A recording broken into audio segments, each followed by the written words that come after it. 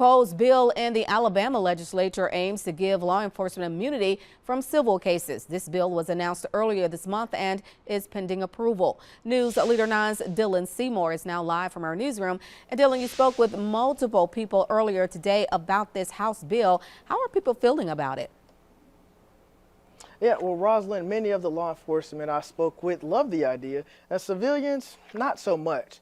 There has been a reoccurring problem with civilians filing a civil suit against police for things such as excessive force and other wrongdoings. This House bill will give immunity to those officers if it's approved. This meaning the officers will less likely be to face punishment or consequences.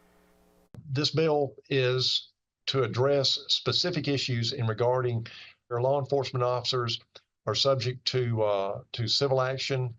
House Bill 202, also known as Back the Blue Legal Protection Act, was introduced to the Alabama legislature earlier in February.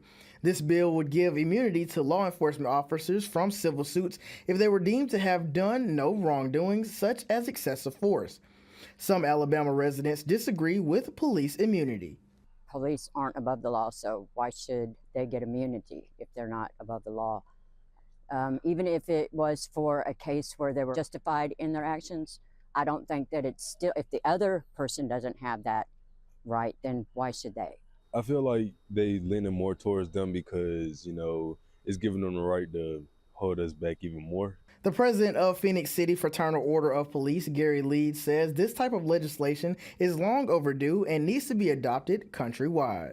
We are guilty before we're proven innocent.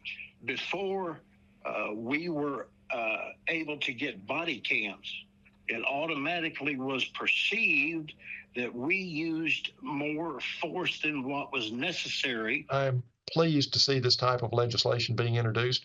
It is not something that's designed to provide an advantage. It is only to offer a certain degree of protection to our professional law enforcement officers.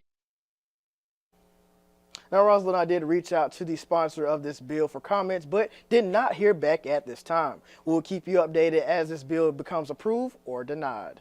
Reporting live from the newsroom, I'm Dylan Seymour for WTVM News Leader 9. All right, Dylan, definitely some mixed reviews on this issue, depending on who you talk to. Thank you so much for that report.